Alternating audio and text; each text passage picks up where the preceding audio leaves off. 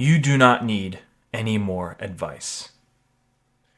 We are now in a world where you can just type in anything on the internet. You can type anything on YouTube, on ChatGPT, and you're going to get advice upon advice upon advice. But there comes a point you're going to drown so much in information that you're not going to be able to make any form of action whatsoever. And over time, there's going to be a part of you that will forever just be unable to make your own decisions out of fear that you're going to make the wrong one, out of fear that you're going to embarrass yourself. Whatever that story is, it's going to grip you and it's going to control you and it's going to restrict the actual flow of creative energy and power that you have. And I'll tell you, this is not just, you're not alone in it, I'll put it that way. Whenever I make my videos, you have no idea how much I sometimes sit there and I think 100 times about what the title should be and what I should say and how I should say it. I watch videos on how to speak and all these things. And of course, we're work in progresses. So there's things we can improve on, our speech and the way we deliver information. But when we hand over that inner intuitive sense of knowledge that you have, that sense of knowledge that tells you you know what you need to do in your life, you have a deep connection to that and you can understand it. When you pass that over to somebody else, that's when everything will get more and more confusing, more and more frustrating, and you're going to find yourself thinking you're making progress, but then you're going to doubt that progress. You got to change, you got to get more advice. And there comes a point where the advice you're getting from, let's say, an individual, you feel this sense that they're not giving you advice to help you. They're giving advice for themselves so that they can seem more polished. They can come off as if they don't have any challenges. That's not always the case. There are individuals that just want to help you. And they have a hard time understanding that some just want to be heard and they just want to be seen. Who is it behind these pains and these stories and these frustrations and the anger, the jealousy, resentment? Who's behind all that? And I know you find this probably happens to you as well. Like when you're sitting with somebody, you're sharing a part of you.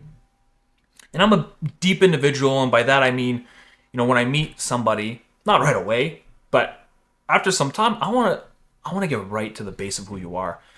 Having surface level conversation is great and it's fun and it has its place. I love doing it at the grocery store. I love doing it at the gas station. It's a pleasure. It's nice. It's a part of societal structure that I do love. But I can't stay there forever. I need to eventually get to a deeper state. And sometimes when I'm having a conversation with somebody, I want to get to know who you are and vice versa. I'd love for you to get to know who I am if that's something that interests you.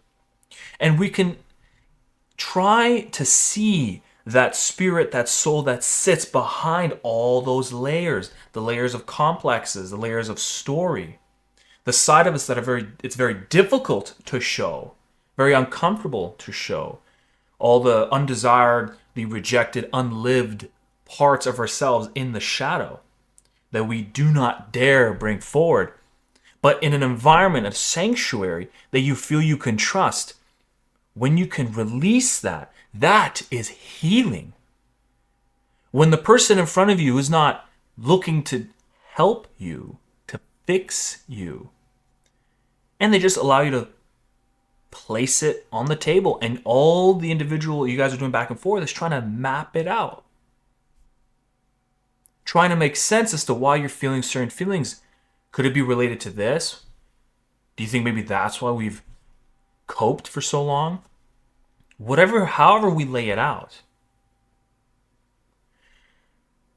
And I guess for this video, what I'm trying to convey is that you have the answer. You just need an environment that you can develop that courage to remove the performer, Remove the mask and let's see who's there. And it's from that place where you will obviously have a wave of emotion. You'll have fear and anxiety and stress. You'll have extreme vulnerability. But upon surrendering to it, within that it's essentially opening up the gates of creative, ambitious, joyous power. God's power. And that's where I believe, I'm saying he as a general term, he resides.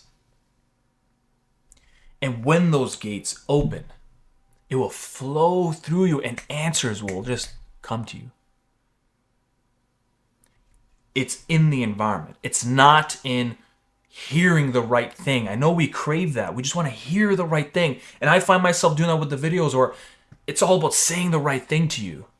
I want to say this one sentence that will just unlock your brain.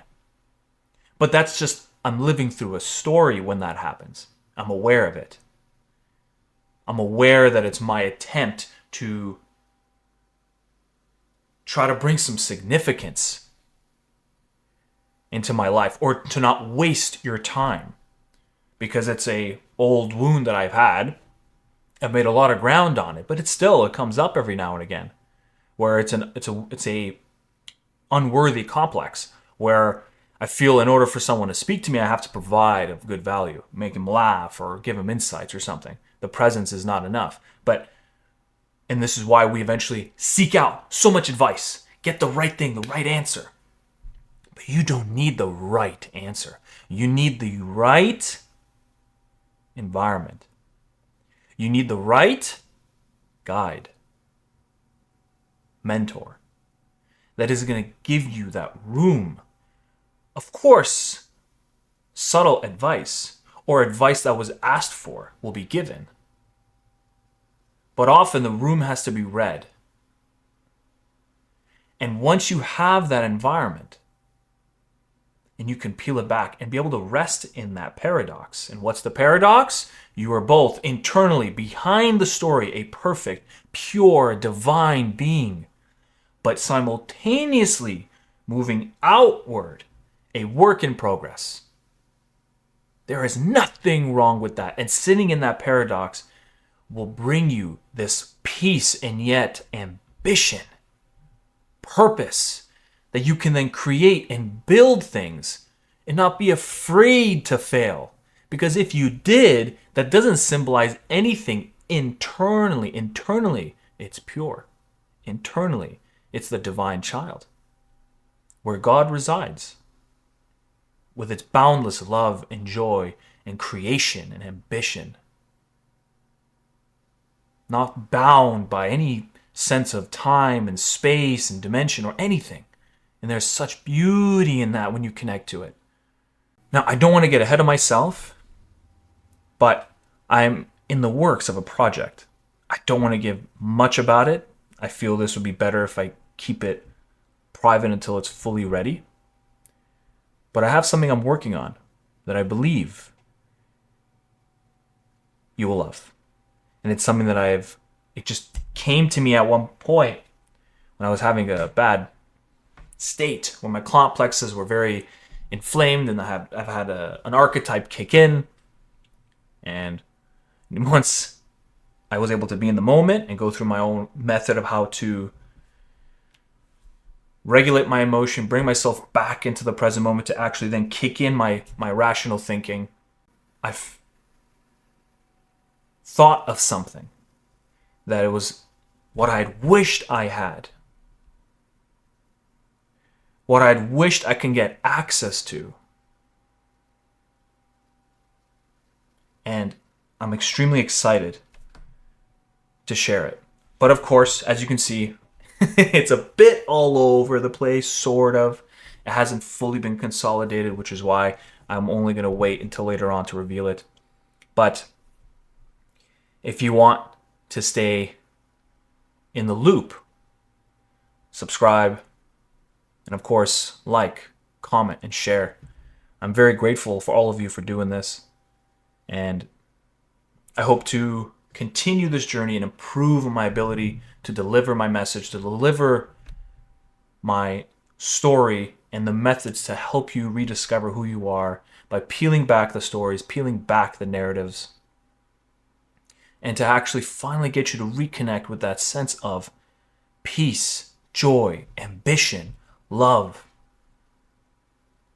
and to be able to sit in that paradox of inner perfection and outer work in progress. Again, thank you. Thank you for following this. And of course, I'll see you on the next video.